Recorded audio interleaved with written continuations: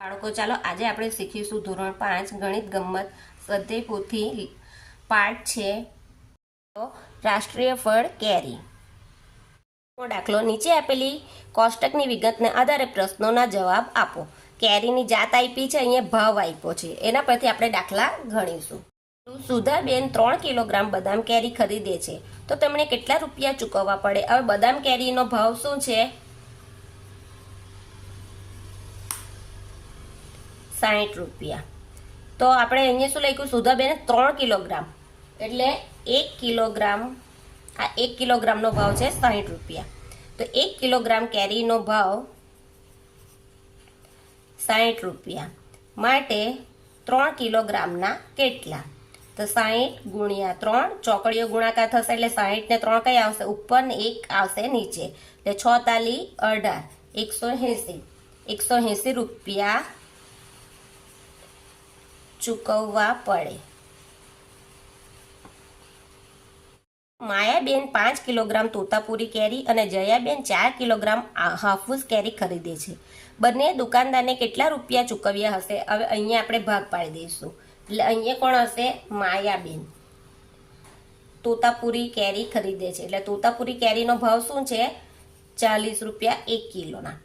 ને જયાબેન હાફૂસ કેરી ખરીદે છે, તેનો ભાવ શું છે? હાફૂસ કેરીનો ભાવ છે 50 રૂપિયા. હવે માયાબેનનું ગણીશું. માયાબેન 5 કિલોગ્રામ તોતાપુરી કેરી એટલે 5 કિલોગ્રામ એટલે 1 કિલોગ્રામ કેરીનો ભાવ શું છે? 40 રૂપિયા. તો 5 કિલોગ્રામ કેરીનો ભાવ શું હશે? તો 40 ગુણ્યા 5 છેદમાં 1, 40 5 ચોક 20 એટલે 200 રૂપિયા. 200 રૂપિયા. ને જયાબેન હાફૂસ કેરી ખરીદે છે તો હાફૂસ કેરી એટલે જયાબેનનું પણ આપણે એ જ કરીશું. 1 કિલોગ્રામ કેરીનો ભાવ છે 50 રૂપિયા માટે 4 કિલોગ્રામ કેરીનો ભાવ શું હશે? તો 50 ગુણ્યા 4 છેદમાં 1 એટલે 5 ચોક 20 એટલે 200 રૂપિયા હશે.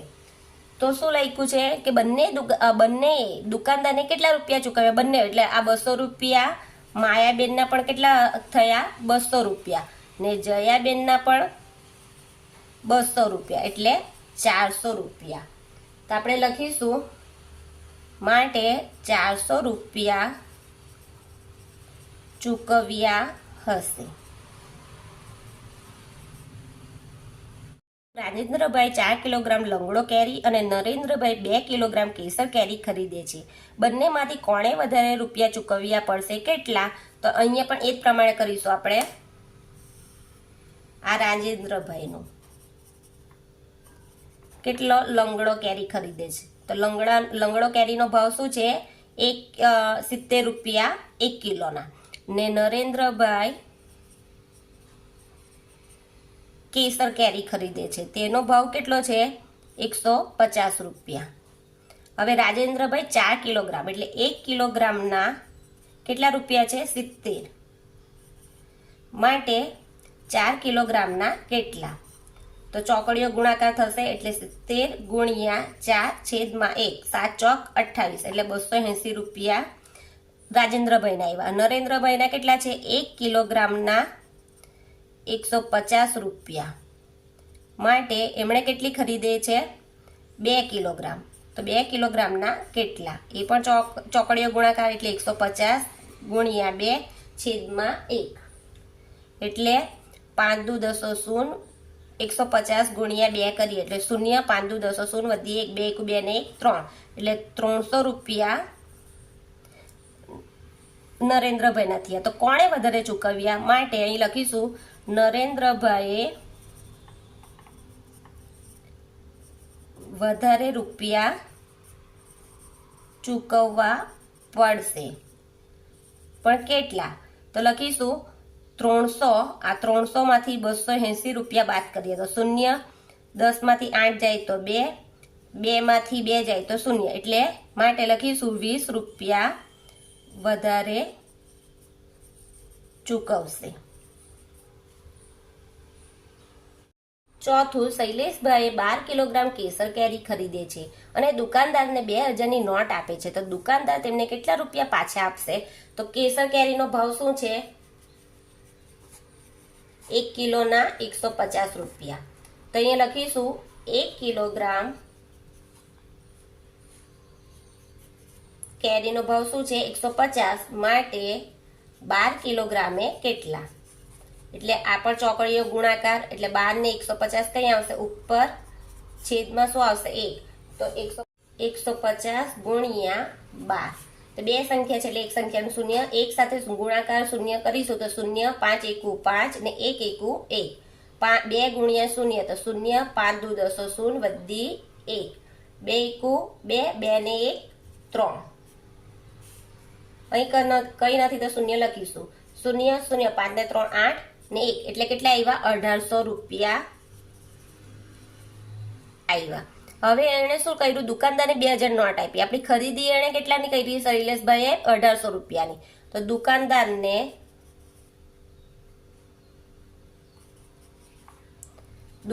કેટલા રૂપિયા આપ્યા? 2000. ને એમણે કેટલા ખરીદી કરી? કુલ ખરીદી કેરીની કરી 1800 રૂપિયાની. તો શૂન્ય બાદ કરીશું.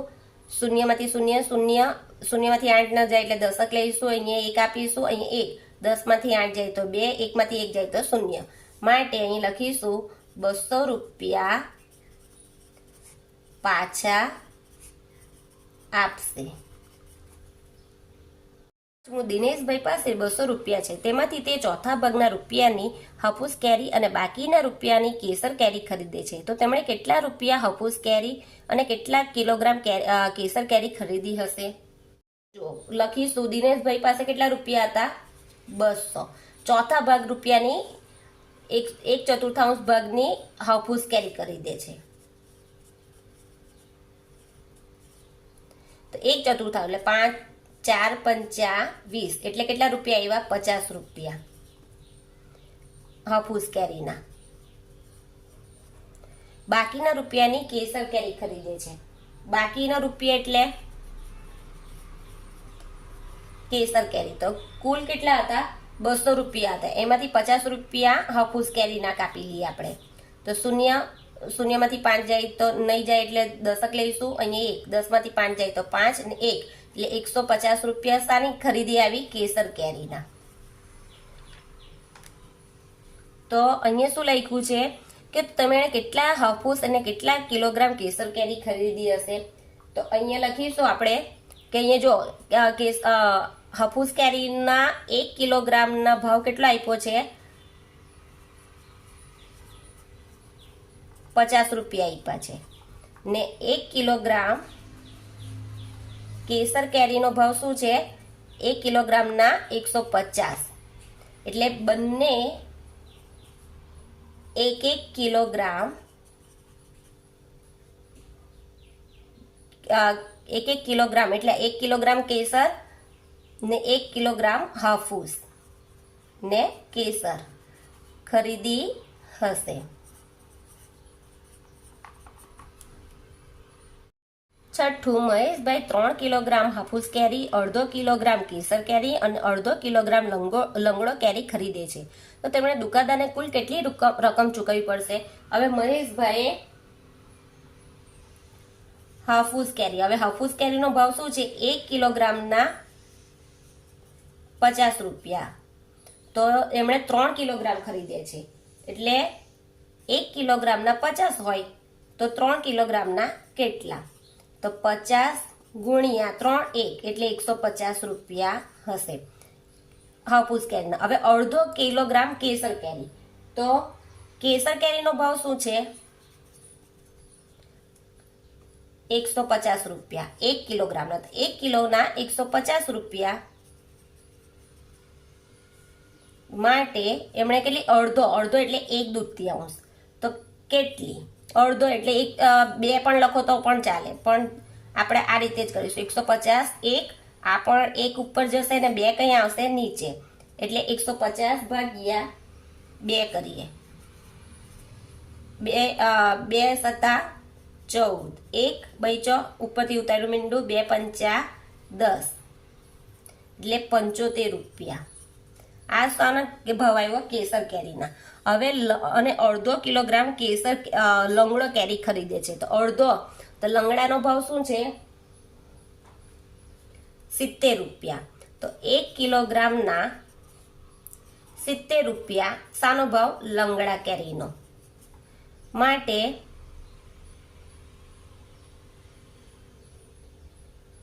1/2, અડધો છે ને એટલે, તો અહીંયા પણ આપણે કહીશું 70 ગુણ્યા 1/1 ને ભાગ્યા 2, એટલે 70 ભાગ્યા 2 કરીએ, આ 70 ભાગ્યા 2, તો 2 42 6, એટલે 1/4, 2 5 10, એટલે કેટલા આવ્યા? 35 રૂપિયા. શું લખ્યું છે કે દુકાનદારને કુલ કેટલી રકમ ચૂકવવી પડશે? હવે દુકાનદારને આપણે કેટલી રકમ ચૂકવવી પડશે? રકમ કેટલી ચૂકવવી પડશે?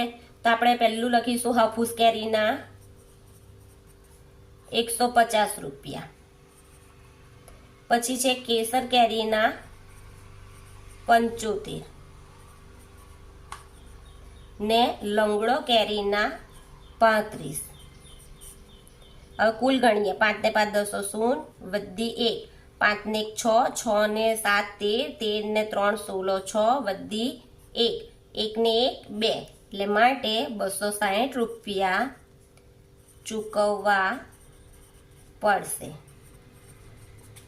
જો તમને આ વિડીયો ગમે તો મારા વિડીયોને લાઈક કરજો, શેર કરજો, સબસ્ક્રાઈબ કરજો. Thank you.